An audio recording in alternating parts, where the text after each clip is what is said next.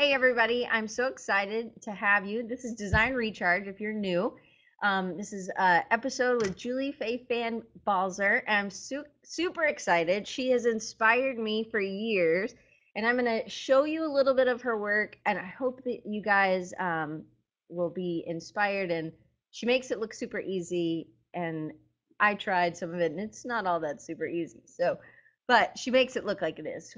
And I hope one thing I was telling her was that it will get some of us out of our tightness and help us be a little bit freer because she does a ton of stuff with her hands. She does a ton of journaling.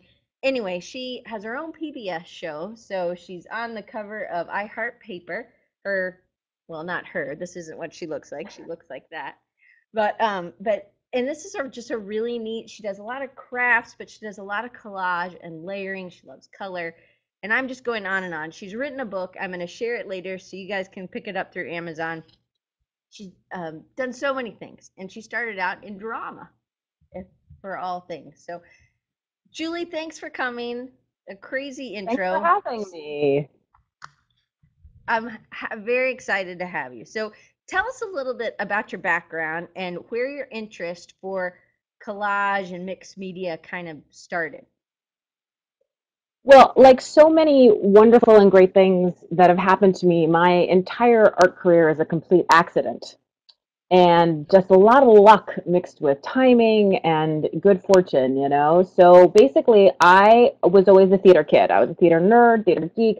My mom claims that she took me to see Dreamgirls on Broadway when I was like 5. And the ushers were very worried about this little child. But, I watched the show, sat totally still, and like this the whole time, and I was hooked. And so that's what I did my whole life is I did theater, and even to the point where if you read like my 8th grade what I want to be when I grow up, I said something like I want to run a theater company. And that is in fact what I did. So I moved to New York after I graduated from college with a degree in theater, and I founded a theater company a couple of years after freelance directing around the city, and I ran that company for about 8 years. And in the meantime, I had this art hobby, and I never thought that I was an artist because I couldn't draw realistically. And every art teacher I'd ever had in school basically said, if you can draw this horse, you're an artist. And if you can't, then you're not. So I said, okay, I guess I'm not an artist. Um, and then I like to rise to a challenge. So I started scrapbooking, and I saw in magazines that you could send in your pages for publication. And I thought, well, if other people can get published, why can't I? And I banged my head against that door probably for a year until I finally got anything published. And then it was like a snowball. It started out like a tiny, tiny little pebble. And as it rolled, it just kept getting bigger and bigger. And suddenly I had a career working as an artist, which still blows my mind and makes me laugh. I went to this event last night, and you have to introduce yourself to people, and everybody says, "What do you do?" And I sort of giggle and say, "I'm an artist," and then they, look at me and ask what I do, and I always feel like a fraud when I say it, even though I know that's how I make my living, and I really am. But I think it's out of such left field for me as a career that I still feel a little like it's not real. I need to, pinch myself and make sure this is really my life. Well, and we talked during the test that I do with everybody beforehand about how in theater really probably adds to. I mean, you're able to um, do your show, you interview people, you have people on, but then you also a lot of what we talked about was improv and how important that is. And really, you're doing improv on paper a lot of times, but then as well as it really has impacted what you do as an artist. And I think that's kind of a maybe a connection that people wouldn't really necessarily get in the beginning, I guess. Well, Viola Spolin, who's a great improv teacher, has a quote that I love, which is she says, improvisation is the moment when planning and opportunity meet. And I think that what that quote for me so means, because people think improv is just like, oh, you just do something. But actually, it's a lot of training and knowledge. And I think the same thing is true with art, right? You have all this stuff that you know how to do, all these design rules, all these color theory rules, all these technique things, and then you sort of have to let go of your expectations of what you want your finished piece to be, and then you have to see the opportunity in the work and then use that whole background, all that planning you've done but it's not really planning so much as education or knowledge, and then you mix them together and you improvise, and it seems like, you know, you're making something out of nothing, like you're able to just pull things out of the air, but it's just because you're seeing the opportunity and you're bringing all that history with you. Definitely. All right. So so you're in New York, you're creating, you do workshops, you have a TV show, you write regularly for cloth, paper, scissors. I mean, you've got a lot of stuff going on. So what's a typical week like, and how much time are you actually spend making art? You know, typical is such a four-letter word around here. It's actually, I mean, one of the best things about my job is that there really isn't a typical. And one of the worst things about my job is that there really isn't a typical. So I would say I have found in the last year, I've been trying to move my workflow around a little bit because I was finding that I was spending maybe as much as 75% of my time doing non-art related tasks. Now they were tangentially art related, so it might be editing photos or writing blog posts or, you know, answering email and stuff, but I think I just really missed being in the studio working, working, working. And one of the reasons that I have this thing I do on my blog every Friday called Art Journal Every Day. And the whole idea behind this thing, which I've been doing now for several years, is that I think you have to make art every day, no matter what, when you're on vacation, when you're having a bad day, when you're super busy, when you're sick. And so I have done this thing for years now, which really works for me, where I take 10 minutes a day, which is not much longer than it takes you to do, you know, some mundane task of any kind. And I spend 10 minutes every single day in my art journal. I could just be writing something, I could be doodling something. It's never finished art. It's just for the fun of it. And it becomes a habit like any other. And some days it's longer and some days it's shorter. And of course, some days, you know, you don't make it. But I think for the most part, I pretty much art journal 365 days a year. And I think so that happens every day. As far as larger projects, I'm kind of a workaholic and I'm kind of a binger. So if you combine workaholism with binging, what you get is someone who can literally stay in their studio for like 14 hours straight. I'm that girl who can emerge at like 7 in the morning, bleary eyed, being like, oh, why is the sun up? I didn't realize that. So I try to really work, smart, like listen to my body nowadays and not go like totally insane like that. But I like to work in big chunks of time. So if I have the chance, I'd rather have like what I call a pajama day, which is when you don't have to put on your clothes and you get to hang out in your studio and make art from dawn until, dawn again, I guess. But if I don't have the luxury of that, then I do like to have a good chunk of like 3 or 4 hours because I find that I get better results sometimes when I let myself really sink into it, push against things that aren't working, and explore more possibilities, you know? I think sometimes we just need to be reminded that even 10 minutes can help us work through something, and practice is kind of like riding a bike. Once you get it, you got it, but you can lose some skills if you don't keep using them. And in the craft industry, there's so many tools. And that's one thing I tell my students. I say, you know what? Have you been to like the craft store recently? And they don't normally, sometimes they don't go and just walk all the aisles, but there's stuff you can find in aisles that you would have never thought. I know I have some of your videos, and I've watched some of your videos, which I totally love, and you guys should get them. They're from Interweave Press through Cloth, Paper, Scissors. Um, and there's one, and you're making stencils, and you've used the top of the clementine thing as Yeah. something that you used for a mask as well, like a stencil, but then you also you actually cut out words, I think, and put it in your journal. And I think stuff like that, it's just those everyday things that we don't necessarily think of, but they could make a really nice pattern. And so I've challenged myself I'm working on a poster for a client, and I'm going to do something like what in your style with the jelly plate and that with the deli paper. She does all this awesome stuff, which I can't wait to show you guys. But anyway, I'm going to challenge myself to just try, but it's not like I'm just going to do that in one thing. I have to sit and I have to give myself some time And I think you have to get used to some of the materials. And then, that's something I think that you're really also great at, is that you have this, or it seems like you have a really curious nature. And if you can't find it at the store, you're going to make it. And you actually have made some products as well. You've made stencils, you've made all kinds of things. And you're known as the dirty girl, not because she has a dirty mouth. Anybody, my But I mom's watching. do. But you're in the videos, your hands get all, mine are still dirty from mine from yesterday. Um, and I did wash, but it's like, it's all that stuff. You don't clean your stencils just because you're fine with it being that impression, that last impression can still make an impact. And I think it's what you're putting in as well. So let's keep going because people don't want to hear me talk. They want to hear what you have to say. Well, But I like, I just wanted to say one of the things about, how you were saying like the dirty stencils and letting things be and all that kind of stuff, which I actually think is related to your earlier point about walking down like the aisles at the craft store and seeing things from other disciplines, which is if you're always sort of tightly controlling what you're making and you're very narrow on what you want to do, I think you lose out on a lot of opportunity. And it actually reminds me, I'm taking a class at the Museum of Modern Art here in New York right now. And we went around the other day, it was our first class, introducing ourselves. And there was a guy next to me, and he is a graphic designer for a big advertising agency here in New York.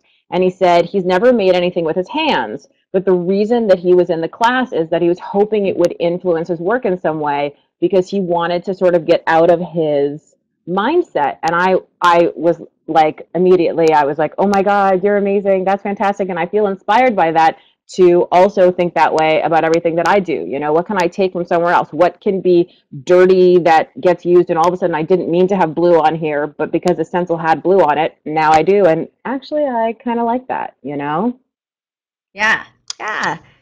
And I started out, my first job was at Memory Makers, which I know you've done some stuff with them as well. So I started in the basement with the Michelle Gerbrandt and her husband. And so I was the first designer that they hired. And I got to know a lot. And I'm so thankful because I think that craft industry really impacted how I design and what I like to do. So anyway, it ended up not just being a hobby for me too.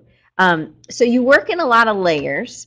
Um, and you have to let these things dry. So you're using these deli sheets, and if you've watched or you've seen, and you're doing these workshops, which I know are 2 days in length, but you're constantly. It's not like, hey, let's sit down and let's let everything dry. You're using materials sometimes that take a little bit hard, and you have a dry heat gun that is drying this.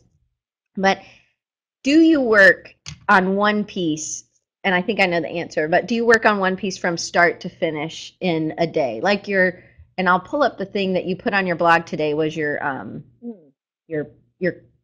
not Christmas cards, your Valentine's card. So I'm gonna pull these up and you can talk. And let me just tell everybody, you can't take them down. I'm the only one who can take them down. You can move them. If you mouse over them, it will come up. You can mouse over them and move it to the side so you can still see Julie. Anyway, so that's how it goes. You guys can't move it. I mean, you can move it, but you can't get rid of it. So there's a big, long question. There you go. So you're forced to look at my art. I'm sorry. No, so those Valentine's Day cards, I did sit down, and I just made them in a couple hours. And they started really as a challenge to myself because I wanted to see if I could do, yes, using hearts, and yes, it's Valentine's Day, but also one of the things I've really been huge on for the last 2 years is about being authentic and about being your, most true self. And I really wanted to see if I could make them in sort of what I call Julie style, which tends to be sort of bright, a lot of use of black, and just bold. And these are very not sort of red and pink Valentines, and they feel like me. So I basically started with some printed deli paper and some script brush paper that I had just been playing with. And I was like, how many ways can I mix and match these elements to create some interesting cards? And obviously, again, when you're working in a series like that, you can go from piece to piece to piece. And there's one of my great art mentors, I would say, is Jen Mason, who's the editor of Cloth, Paper, Scissors magazine. And she said to me something very interesting, which is, because I love my heat gun and I use it all the time so that I can dry stuff up right in the moment and move on to whatever's next. But what she said to me is she said she uses that time to work on other things because she feels that you get more of a benefit of your time, do you know what I mean, if you're working on different things as opposed to just focusing solely on a single project.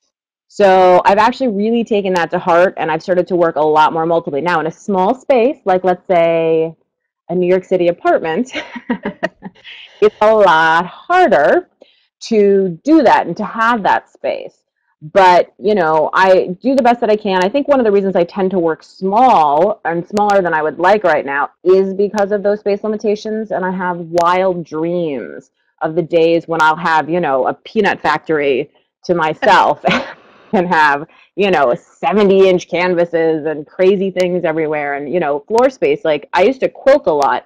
And even just, I don't have the space anywhere in my apartment to baste a quilt. Like to lay it down and to do that is literally, you would have to move all the furniture out in order to get it done. So I used to have to go to the quilt store where they would have tables and I would do it there. But I mean, that I think your environment really shapes what you make.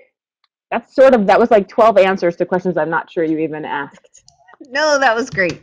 So let's get into the layering. So are you, I mean, you're using stencils, you're making stencils, you're using the deli paper and you're cutting and you're collaging. Can you talk about a little bit of that? Because I think some of that would really, sometimes our stuff can end up being kind of flat and, or my stuff can end up being kind of flat and it gives it some life sometimes. And I think sometimes it has to do with it had to dry and it had to sit somewhere else and now I can use it for something else.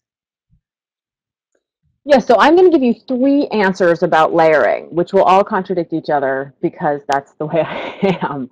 But the first thing I'll say is, you know, that Johnny Cash, you know, once he was asked, like, why do you sing like that? And he was like, well, that's the best I can sing. So I would say the reason I layer and work in layers is because then you can cover up your mistakes. But the second thing that I would say about layering, and the second answer I give is I think that uh, that things that are physically layered don't always come across on the internet and in photos the same way that they do in person. You know, I'm always surprised when I see even an artist whose work I admire, when I see their work up close and you just go, wow, it's so different. And the same is true of scale, right? You go to a museum and you see a painting that you've always seen at a screen size, and suddenly it's, you know, the size of an entire wall, and it feels different. And the thing about layers is that I think it keeps your eye looking, going, bouncing, moving, and I think I'm drawn into work because of all that depth, you know? And the third thing that I would say about why I like to layer is because I can't ever make up my mind. And you know that old thing about like, how do you know when you can stop? And the first thing I always tell people is you can't ever be afraid of ruining something. Because the second you're afraid of ruining something, then you have fear when you approach your work instead of freedom. And then you're creating from a tight space instead of from an open space. That's a lot more hippy dippy than I think I am, but I think it's also true. And so, you know, you've really got to, and in order to not be afraid of ruining it, you have to ruin a couple pieces and then know that you can rescue them. I taught a class a couple years ago that I loved called Ruin and Rescue that was really about that notion of, hey, let's take something and ruin it and then fix it. And that's like, how do you know that you have a signature style? It's when you have a couple like things that are your go-tos. Like, you know what always fixes something for me is if I do this. You know what always fixes something for me is if I do these three things. That really is about your authentic style, like the things that you do that make it feel complete to you. And so, you know, I think layering is, again, it's that attempt to ruin and rescue and not be afraid and to explore what the next level is for something. And I just want to share this, which recently was told to me. I taught a class in California at Jenny Doe's Studio Crescendo. And one of the things that she said as an artist, I think it was Jennifer Mercedes, had come and had her answer to the question, how do I know when it's done, which I've now co-opted this answer and I'm going to use it for everything, is only you know if you need to poop. And the truth of the matter is, that you are the only person who can know whether or not it's done, because that's a feeling that comes from inside. And just like I can't walk up to you and be like, gee, I think it's time for you to poop, like you have to always be the one who's focused on that. Right. I think Meredith down there, I know that she probably feels this way as well. I worry about messing it up, and I think there's something about pushing through that and just it might mess up. And there's one piece in here that I want to show. It was a collaborative piece you did with it was you and three other women, and it kind of takes it. I think I just have three of the shots. I think, yeah. But this was kind of one of the first. This is your journal, and I think y'all passed it. Can you kind of talk a little bit about that collaboration, and then we'll see how at the last piece there was a wash that kind of washed over someone. And in this, there's a blog post. I'll share it with you guys at the end with the whole blog, so you guys can follow her too. But there's some really nice writing in this about this collaborative piece. So one of the things that I think is really important as an artist is a certain amount of self-care. Because if it's your job, if it's something that you do to make money, again, like your fear chases you, because if it's not good enough, it's not going to sell. If it's not good enough, it's not going to get published. If it's not good enough, it's not going to whatever. And so I think you tend to then start relying, this is the negative side of having a style, you start to rely on your crutches. And you start to do what you know is safe and is going to work. So I was out in California for the Craft and Hobby Association show, which is like the big trade show for the craft industry. And I knew a lot of my friends from all over the world were going to be there too. And so I asked a couple of them if they wanted to rent a house for a couple days after, since we had already paid for our plane tickets and everything. And what we did, and we were really focused on while we were there, is making art that was for us, making art that could be ugly, making art that could be not okay, making art that could be process based. And so as part of that, though, we also wanted a memento of our time together. And along with all the silly photos that we took of each other, giving each other whatever and doing our duck faces, we also wanted to have art. And the easiest way to do that was we did this game. It was an art journal round robin. We each had our art journals that we had. And then you had 15 minutes with each person's journal. And we went around, and we're all using a big table with the same supplies, passing supplies back and forth. And the thing that I really stress to people is that you needed to start with your art journal so that the art journal you got back would be the least like you. So your layer would be at the bottom, And again, it was really interesting to see how each person approached the pages that went around, because the first thing you'd be thinking when you passed it on was, I wonder what they'll do with this. How will they take it to the next level? How will they move it on, etc. And it was interesting to see what I liked and what, in fact, I didn't like. And I often tell people that sometimes, like, a bad class or a bad experience, like, knowing what you don't like is as important as knowing what you do like. And don't ever forget that those bad experiences in that sense can actually be really, really good experiences. Right. So this is kind of how the table maybe was set up. I think this is from that day. So yes, it is. So then you each had your own book. They were different sizes, I think. Mm-hmm. And so this is one of the first from your book. I don't know if you had made this and then it passed on, or this somebody else had created this part. That looks like me. Those are some of the stencils that I just released at the Craft and Hobby Association show. Cool. All right. So then it went from here, and I have some others of the other girls' stuff. Yeah. And this maybe just be another image. Yeah, so that's after I had passed to the second girl. Okay. And then if you notice that from the last picture you just showed, you actually, or someone put a big wash of more white on that. And that was one of the rules, that you could change things around. You didn't have to keep it didn't have to be so pure, and everybody don't mess up Julie's, what she did, right? Well, I think that's really important, No, go ahead. No, I was just going to say, I think it's really important. Somebody gives you a gift of their artwork, and then suddenly I think it's even more precious sometimes than your own artwork. And you're like, oh, that's so pretty. And I mean, it's kind of like anytime I have ever taught a class, I am telling you, almost everyone there finds someone else in class who they're like, I wish that I could paint like that. I wish I could make things like that. And I'm always like, you know what? That first of all, and the person who's done it is like, I hate this, it's terrible, because the thing is, somebody else's work is always better than yours in your mind. It's one of these weird things that we all have. I don't know if it's a grass is greener thing or what, but somebody else's work is always better. So I didn't want people to feel like the art journal and what we each created was precious. So the idea was just cover it up, throw paint all over it. If you want to completely white it out and claim it and say, this is what I'm going to do, you rock on with your bad self, if that's the way your art comes out. It's a great exercise. And it's also, again, it's about that fear, kind of knocking off that fear a little bit at a time. And I think one of the things that collaboration does is it allows you to see somebody and then pushes you maybe to be better. Do you think that these workshops, even though you're giving them, do you think they impact you and your art just as much as you've impacted them? Oh my gosh, yes.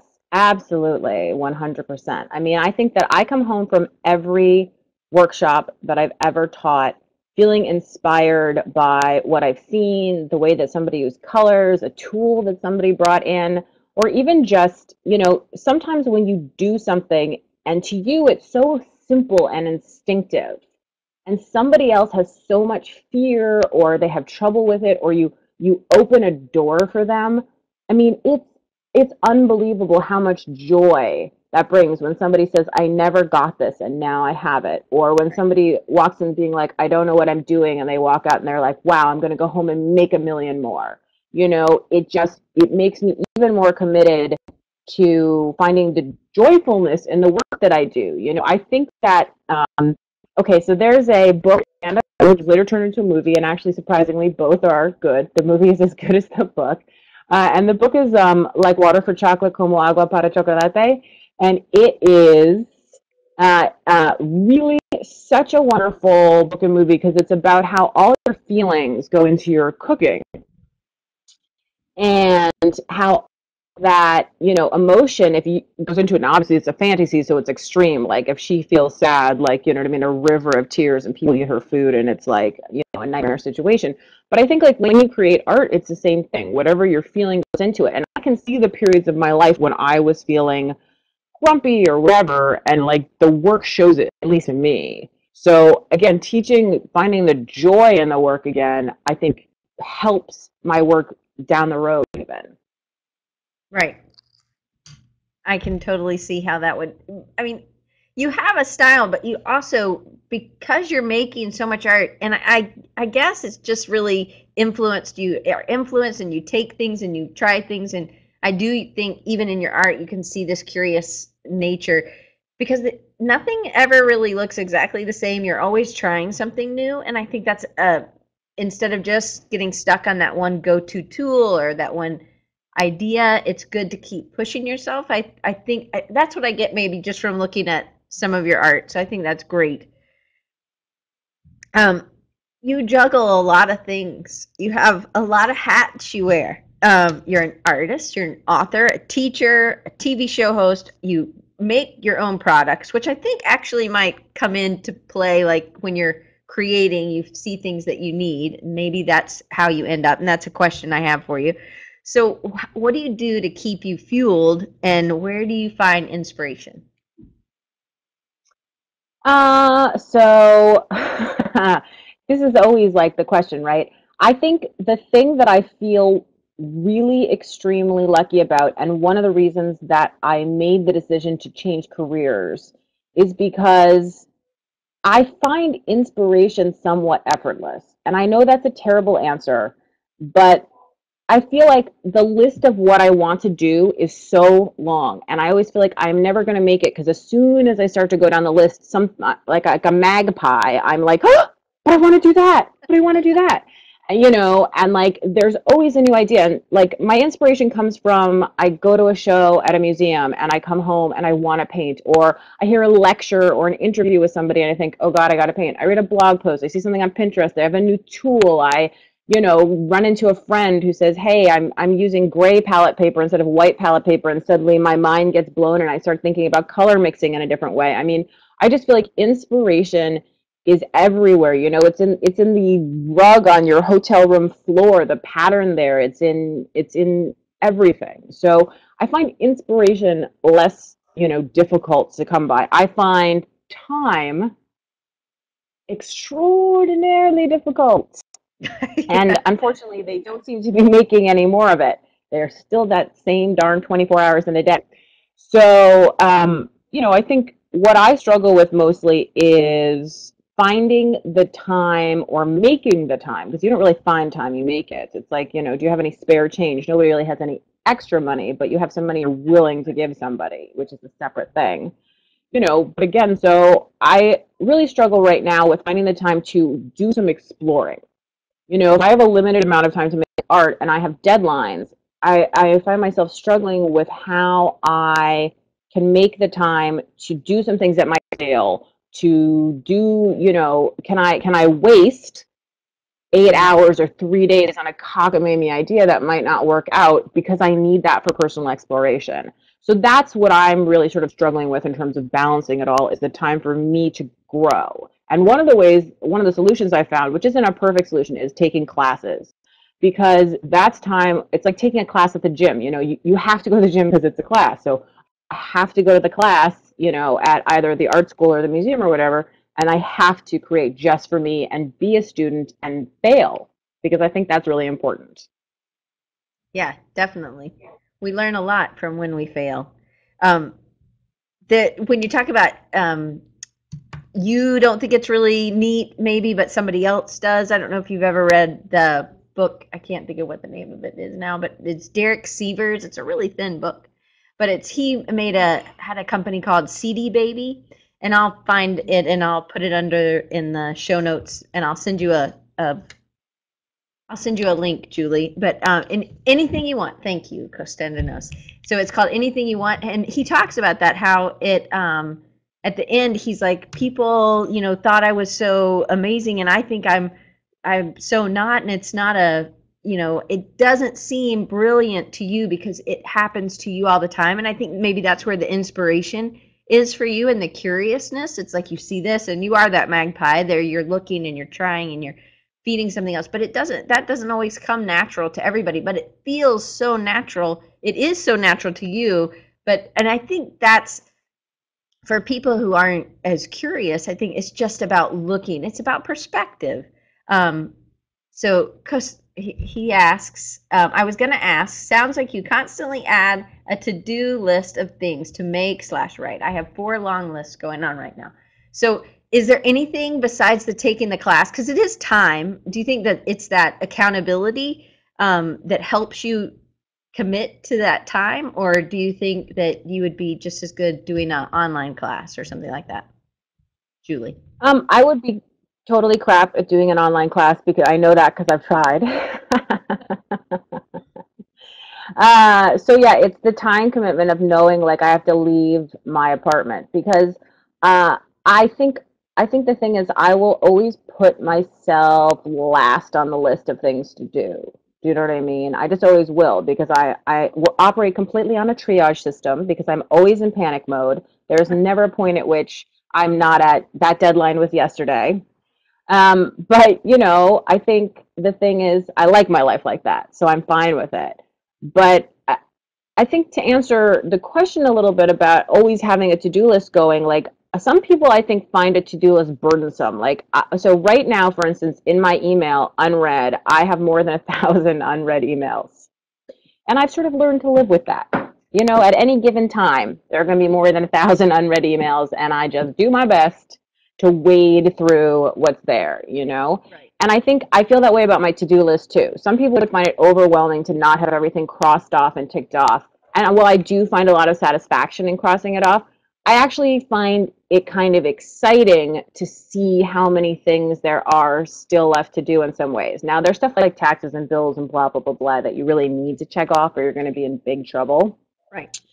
But, when I see like projects, it's something to look forward to. They say, for instance, when you take a vacation, that the anticipation of the vacation is as pleasant for some people as the actual vacation because you know it's coming, you're looking forward to it. So like when I see a project, I'm thinking about it and I'm buying supplies for it and I'm organizing my mind, like anticipating that. And then when I actually do it are sort of, they're both pleasurable experiences. Yeah. Cool. So let's talk a little bit about when you're creating stencils, you do a lot on your own and you just create stuff from magazines or you make stuff out of file folders because it's good thick paper. So when did it happen that the Crafters Workshop or another company came to you and said, hey, Julie, you make these awesome, stencils. How about designing some that everybody could use? What happened? Did you approach them? Did they approach you? And how do you find time? Is that just a regular daily thing when you're in a need that you see, hey, this could be a cool one to sell? Other than like brushing my teeth and eating and art journaling, there are very few things that I do every day. So really, when I design stencils for the Crafters Workshop, which is the company that releases my work, I do it again binge style and right at the deadline. Now, the thing about that is, so I have a friend who's a playwright, and she used to say that her husband would brag and say that she could write a play in a week. And she would always say to him, no, honey, I wrote that play over 3 years. It's just I thought about it. And then when I sat down to write, it took me a week. And, she's like, I read books about it. I did research, blah, blah, blah. But the actual writing, sure, that only took a week. And I feel that way about a lot of the stencil designs. Like I'm collecting things, I'm thinking about trends, I'm looking at what I'm doing in my own work, I'm playing with stuff, and then in the week that I sit down with, Illustrator and I'm actually pulling vector points around, right, that's just a week. But the actual time is sort of much longer than that. In terms of how the opportunity came, it's actually, I think, a great story about sometimes you've got to put yourself out there. So I had worked a lot with the Crafters Workshop as a designer in the sense of making samples, products with, but not, product design, which I think is a different thing. And I said to the owner of the company, a design that I think would really sell for you would be just a sort of Connect Four style, like rows of circles all lined up. And she was like, really? Lines of circles all all, you think that would really sell? I was like, I am telling you, I wish you guys had that stencil. It would be amazing. So she made that stencil. It sold like crazy. And so at the same time, I knew I wanted to do product design, and I had taken the financial and sort of emotional leap of having a licensing and design booth at the Craft and Hobby Association show back when they used to do that.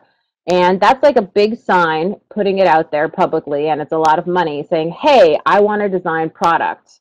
And in many ways, it was a terrible experience.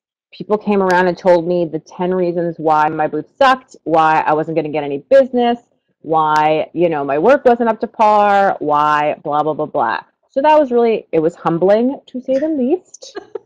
But in many ways, it was also a really good experience because I put myself out there to try something I had no knowledge of and just said, I want this. And so she came by and she was like, oh, you want to do product design? And I was like, yeah. And she's like, that stencil sold really well. Let's talk. And I was like, awesome, let's talk. And so we started talking and she was like, okay, let's do this. And she had never had a signature designer before. She had always designed all the stencils for the company for like 10 years that they had been in business before then. So I think it was kind of a risky choice for her.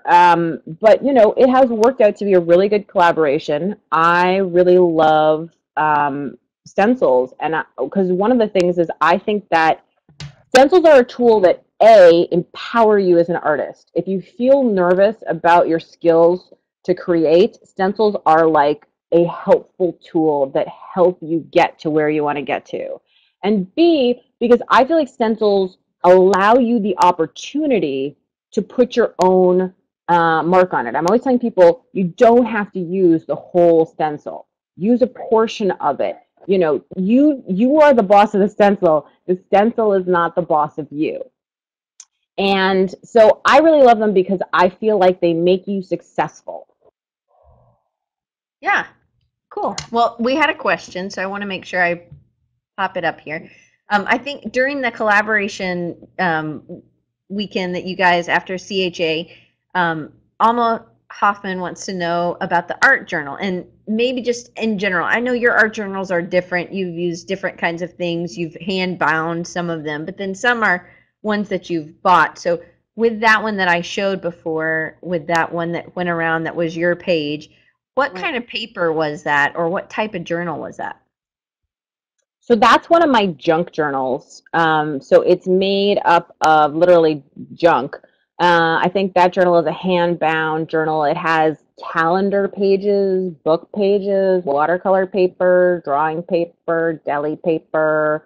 Like it's a hodgepodge of whatever leftovers. Like one of the things I do with artistic experiments, things that I have played around with, you know, I'm sure you have stacks of them. All of us do. But what I do is I bind them into journals and then I paint over them, use them, incorporate parts of it. It's the whole layering process. So nothing goes to waste. So I never have fear of like wasting a piece of, you know, Fabriano watercolor paper or whatever, because I know whatever happens, it's still going to get put into the journal.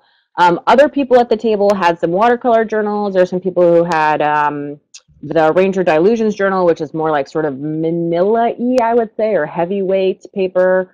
And then I cannot even remember what the fourth journal was. But again, like I think, you know, like so many things in life, there's no one right solution. Like it's not like if I say to you, buy a size 6 brush and this kind of paint and this kind of paper, that you'll get what you want. Like I wish it were that simple. But there is so much about feeling what appeals to you, what works for you. Some people like paint, you know, that's more fluid. Some people like it thicker. Some people like these colors. Some people like the, I mean, it's all personal choice. And it's a terrible answer to give somebody sometimes because I think people like finite things they can grab a hold of. And I get that too. But like, how many supplies have I bought because somebody waxed poetic about how amazing it was? And then I tried it and I was like, Yeah. I don't like this, you know? Yeah, So I try really, really hard to always be like, this is what works for me. If it doesn't work for you, no well, worries. and sometimes it might work right now in your life, but it won't work later, or it wouldn't have worked with something else you were doing. But sometimes it's just about trying a material, and sometimes things just don't gel yet with you, and you just have to keep trying. All right, so we're about out of time, and I don't want to stop. So I know we had Stephanie asked a question, and I want to make sure I cover it, and it kind of goes with that last question. So she wants to know the best way to connect with people with expertise in areas that will help her creative business. And I think one thing, Julie, that sets you apart is that you're not just an artist; you actually have a very business-minded um, you're very business minded in what you were with the products as with your what you're doing with your art. You're doing art for you, but then you're also thinking, okay, well, this didn't get in, I'm going to try this, I'm going to, so that's a smart artist. Anyway, so sorry about that, didn't mean to touch the mic. Anyway, I sent you the question. If I can read it better. That will help with her creative business, such as help with videotaping tutorials, what equipment to use, branding, website building, help, and then connecting. I guess it's best to know even what order to build these things. So, do you have any suggestions or advice for her? First of all, I will say I'm absolutely not an expert. I can only tell you what has worked for me. And everything good that has ever happened for me in my art career has been because of my blog, bar none. It is the storefront, the window, the advertising for you, whatever you want to call it. And so I think I tell people like the first skills that you want to work on of any kind are to develop your writing, your photography, your photo editing, like those skills of having a really good looking blog that really represents you, to have interesting posts. You know, I don't care if you just post once a week. I don't think that's a big deal. But I just think you need to have attractive content out there. And once that's there, then when you're interested in pursuing an opportunity, right, you have something to refer people to that they can see, something tangible. And I think people really respond to that. In terms of like, video skills and stuff like that, you can actually do an amazing amount with this little guy here with your smartphone. iPhones are getting so good and there's so much easy editing. And if you want to take it a step further, one of the places I go to almost always now when I'm searching for tutorials is Pinterest. It is amazing. I swear to you, you could find anything you wanted. If you wanted to be like, how do you make Gerber daisies into lampshades? You could, put that into Pinterest and you would find like 6 tutorials where people have done that. So, I have always wanted to learn how to put zippers in, but I've always been really intimidated and I don't have a zipper foot. And I was like, but the other day I just was like, that's it. I bought some zippers and we're doing this. So I went through Pinterest and I looked at a whole bunch of tutorials that were not helpful and that I did not like. And then I finally found a video, which I don't know how else I would have found, but I loved it. And, immediately repin that woman. And, I'll be blogging about it next week and telling everybody how amazing she is because, and that was totally finding it through Pinterest. So again, for like photo setup, for photo booths, but here's the other thing. Please do not feel like you ever have to have the most expensive equipment or most, the best things when it comes to any of this technology stuff. Because the same way that having like $1,000 worth of golden paints and sable paintbrushes and everything is not going to make you, a great painter. Yes, you should always use great materials, but you can do a lot with house paint and a crappy $2 brush. I mean, you can. I would upgrade your brush a little bit before I'd upgrade your paint.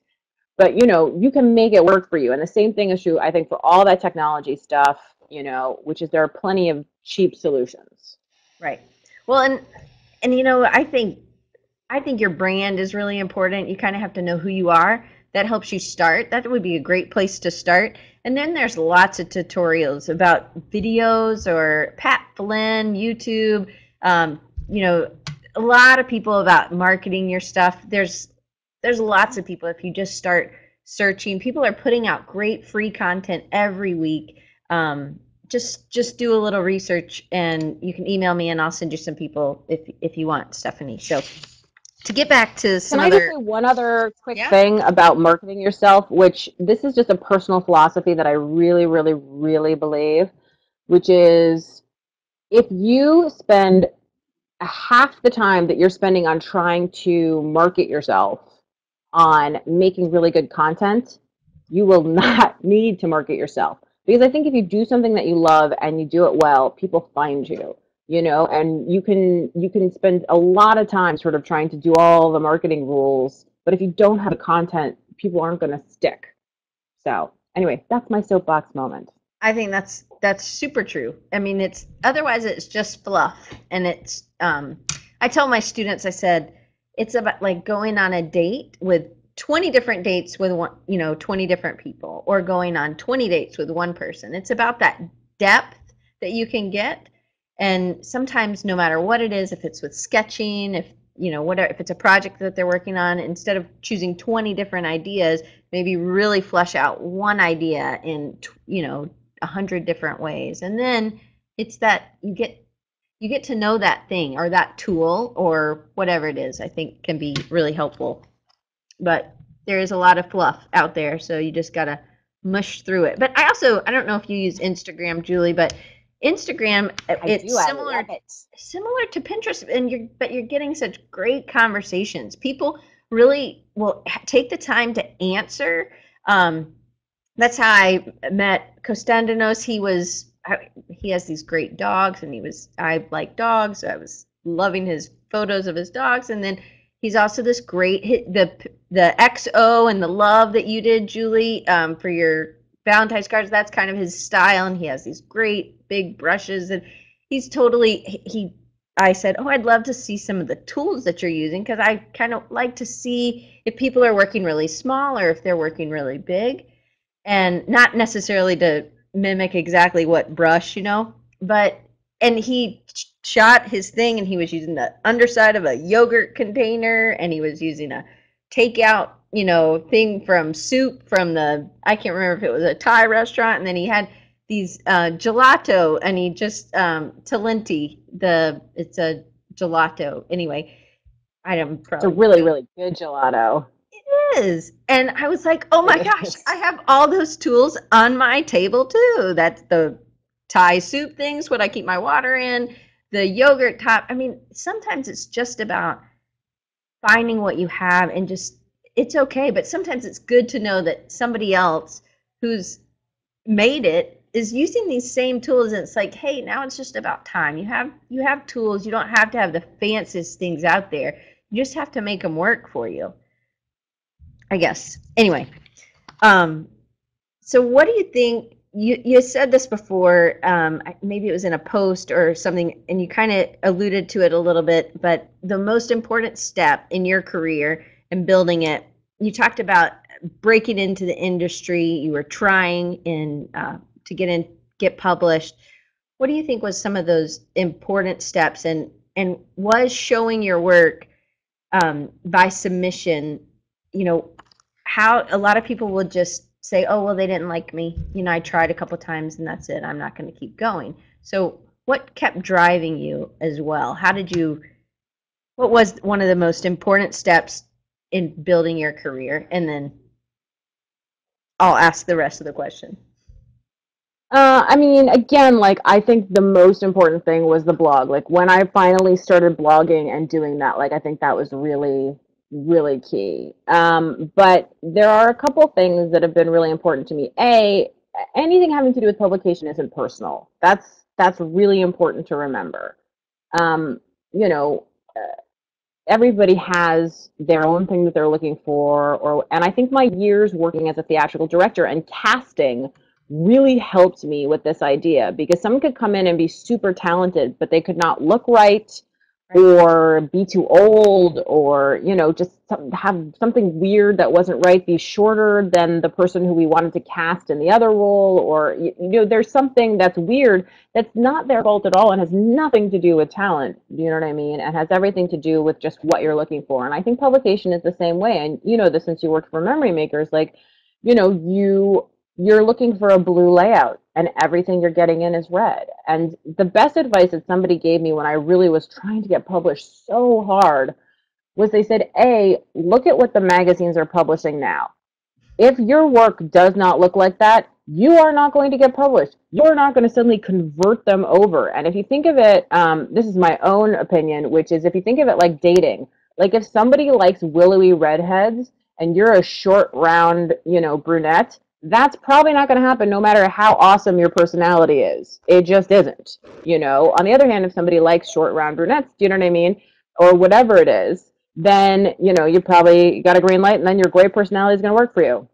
So it's not surprising that, like, the first magazine I got published in was an artsy one, and the pages that I've had published in magazines like Memory Makers or Creating Keepsakes, which tend to be more traditional, or did when they were around, were the more traditional clean pages. And Right. when I did editorial work for them, I had to really turn my brain to, not how would I make this, but what do they want it to look like, but what can I live with so that it will still look like me, which is an interesting thing, again, about working for money as opposed to pleasure. Yeah. But so, important steps in my career, I'd say a lot of them have been self-driven. So I started Art Journal every day because I wanted to explore art journaling, and that has been a huge thing for me. I think I stumbled into the TV show completely by accident because I had submitted some layouts for a book on doodling. They were put into the book. The author of the book was asked by Sakura of America, which is a pen company, who had Mhm. supplied some pens for the doodling book, whether she could appear on this Scrapbook Memories TV show for them. She couldn't, so then she gave them a list of contributors. They called around. I had been in a TV show when I was a kid, so I had some acting experience. So then they interviewed me on the phone and decided it would be okay. I showed up at the studio. I had no idea what I was doing. And by the way, there had been no compensation for the layouts in the book. It was purely, like a freebie thing. I showed up and the producer was like, oh my God, after I did a couple segments, she was like, oh my God, I love you. What else have you done? And I was like, I've done nothing. I know nothing. This is fake. I'm not really here. And like she really embraced me. And within a couple of years I was a regular on the show, and then when they changed the show name, they asked me to host it, and that was a huge change. And so that's sort of how Scrapbook Soup TV and I came together. But that's an example of, again, like I had these old skills of like acting and all that kind of stuff. I had the knowledge of the craft.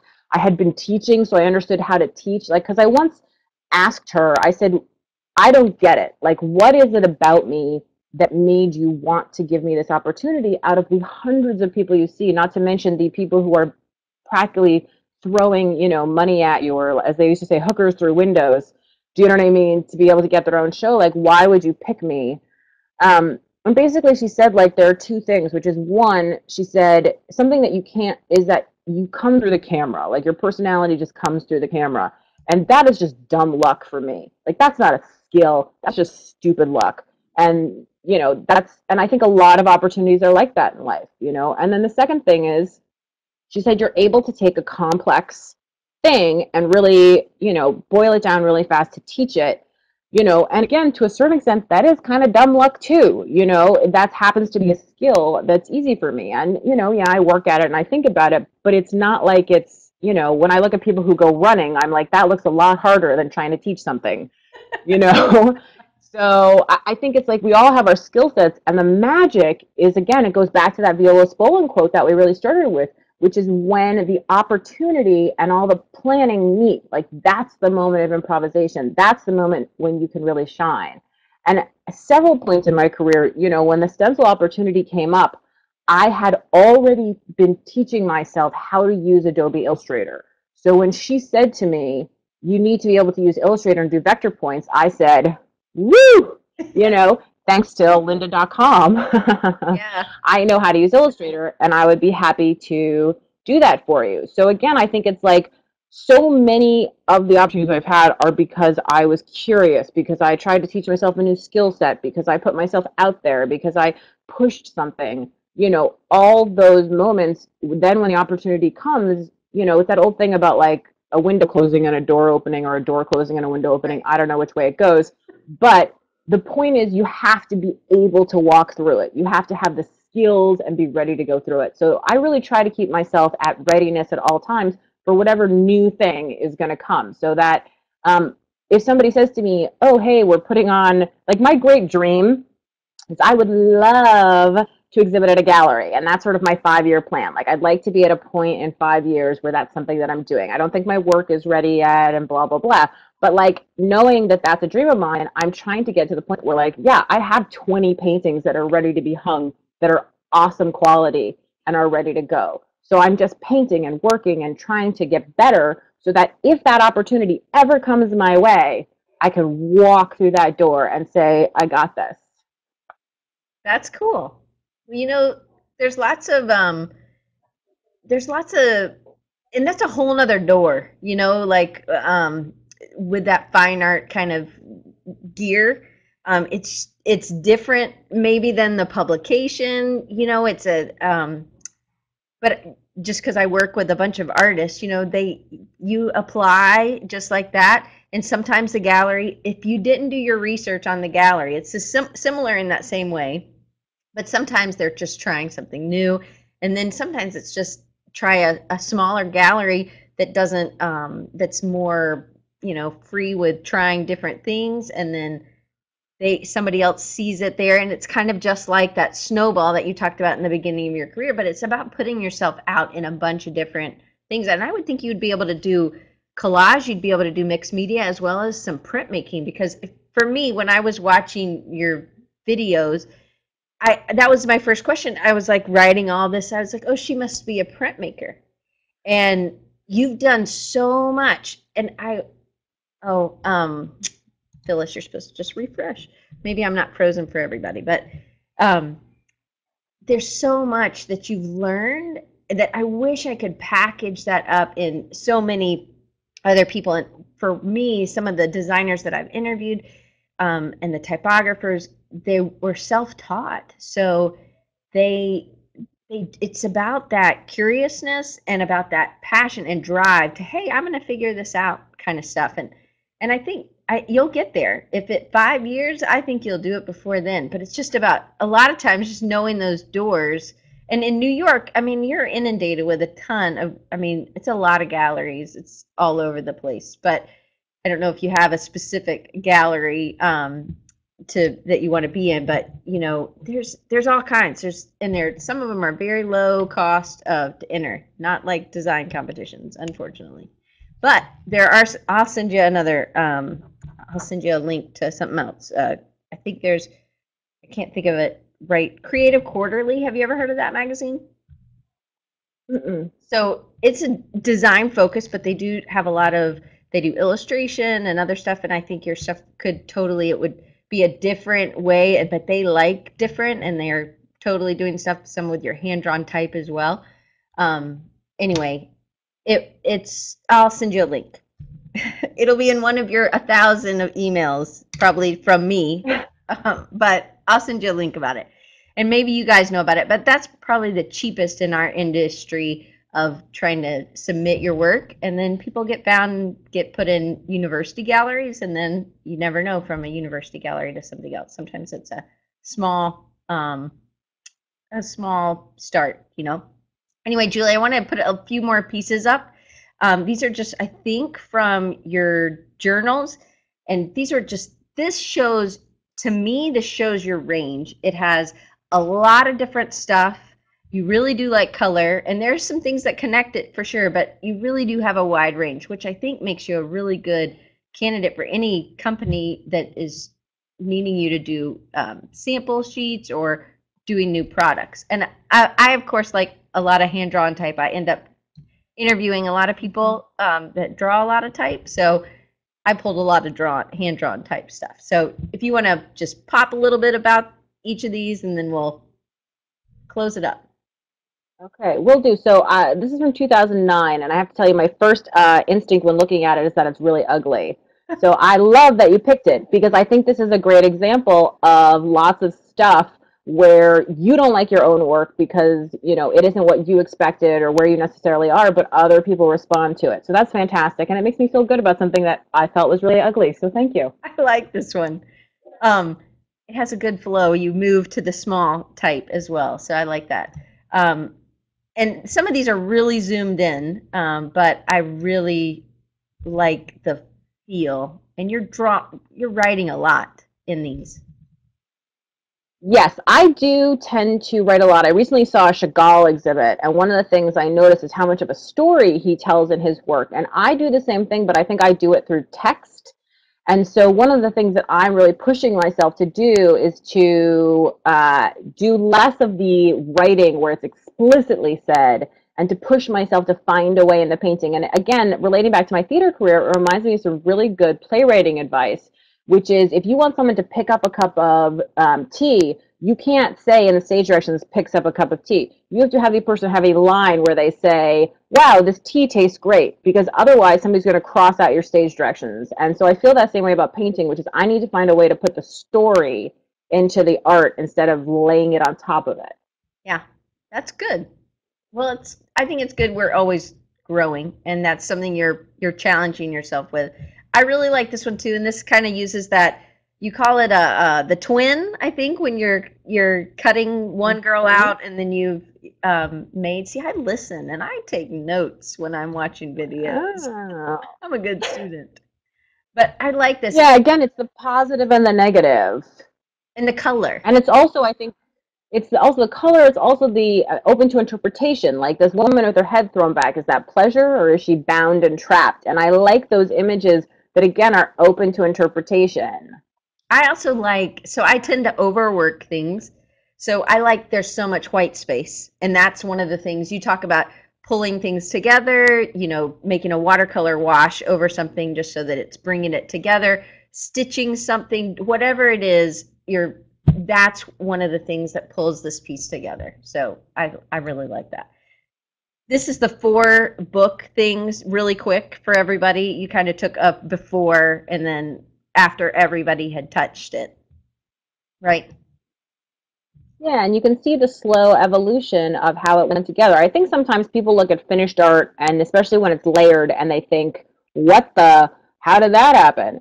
And I think when you see it like this stepped out, this is 15 minutes of work each person did. You start to think, well, I can do that. I can do 15 minutes. I can, or how would you change it? I mean, Photoshop's amazing because you can take an image and you can doodle all over it, before you actually commit and paint, or you can change a bad decision you made or whatever. I think it's kind of interesting. Right, totally.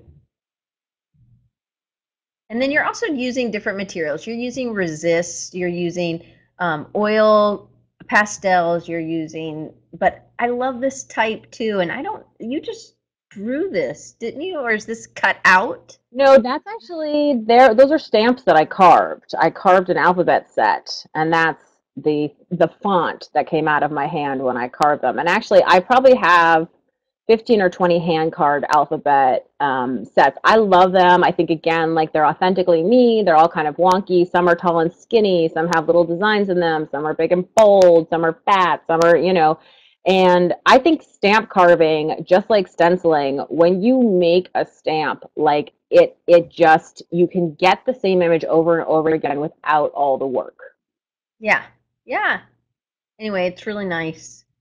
All right, so talking about, one more image that is showing your type in a different way, and you're filling in the counters, which I think so nice. And it's something we do when we're doodling, like we fill in or I fill in the holes, and it's kind of neat that it was purposely done. I don't know, it kind of makes me feel like the doodle was important, and even though it's white, but you still had to paint it white. So anyway, I really like that. Thanks. I think, like anything, never squash an impulse. I mean, maybe if the impulse is to like bite someone or something, stay away from that. But generally speaking, when you're art making, if you're like, gosh, I wonder what it would look like if this, like, don't wonder. I'm always walking around class yelling at people, don't think, just do. Because the more your brain gets going, you get in trouble. So, like, if you're like, I wonder what it would look like if I painted that in, do it. What's the worst thing that could happen? In the end, it's paper. Who cares? Right. Right. So you do have a book, and I do have, when I put this up, if you guys click, it will actually take you to the Amazon page, which is great, but I just want to remind you, it will take you away. So this is the book, which is cool about Spreecast, that you can actually buy a book straight from the thing. But this is the book. It hasn't been out that long, but it's a great book. Do you want to talk a little bit about it? It is the best book that was ever written in the history of books. It's a page turner, let me tell you. No, so it came out in December, so it's very brand new. And it's all about making your own rubber stamps. And the thing that I think is really unique and interesting about it is that there is a lot of repeat pattern work. So if you've ever been interested in making repeat patterns, I take you through a lot of information about how to do that, which obviously applies to carving your own rubber stamps, but there are a lot of other applications as well. And I haven't seen that anywhere else. So I think that's really unique about it. And somebody at once said to me, they said, oh, was it fun to write the book? And I said, I feel like that's the wrong way to put it. Like, it was like writing a VCR manual, because you have to be really precise, because I wanted people to be really successful when they did it. So I'm thinking a lot about, well, push the blade this far and do this. It's not like writing a juicy, crime novel or something. But, I'm really proud of it, and it was a labor of love, definitely. But seriously, the best book you have ever read. It will transform your life. Let me tell you, if you were homeless before, you will have a home when you finish this book. Well, That's not true, but still get it. But Julie, you talk a lot about, I mean, there's certain things, it's amazing to me that you didn't have a traditional art background, because you've learned so much. So that's such a great um, testament to who you are as an artist, and as a curious person that's continually learning. I think that's how your art's going to keep growing. And I just am excited that I got to share you with my audience today. And thank you guys for Thank you, Julie, for coming and staying, and everybody else for staying for the hour. So I know we went a little over, so I'm going to wrap it up. But this is Julie's um, blog, and you've been blogging for a long time. So I'm you guys can go back. There's tons, and I am a subscriber, and I get an email every day, and I get some beautiful things to look at every day, and it's really cool. So you get to kind of see the progression. Thank you guys for the great comments over there. So Julie, thank you again so much. If you are new to Design Recharge and you want to subscribe, you can, I'm looking for my little thing. You can get it here at designrecharge.org/subscribe land. Next week we have Sean Tuskelgi, and I'm probably just messed up his last name, but I'll get it before next week. And he's at Sevenly. He's friends with other people that I've interviewed, and he's a great type designer. And then in 2 weeks, I have another collage artist, Claudine Helmuth, who I'm sure Julie knows her work. Does a little bit of stuff different than Julie, definitely, but it's neat to kind of get that part into the design aspect. I think we need to have a little bit more freedom and not, and just like you said, it's just paper and you can redo it if you need to. So I really like that. So thank you to Jetski. Okay, great. Thanks, Costandinos. I appreciate the way to say his name. I will get it, I swear. But if you want to sign up, this is the way to get it. Thank you guys so much. I'll see you next week. Julie, thank you so much. You were awesome. Thank you.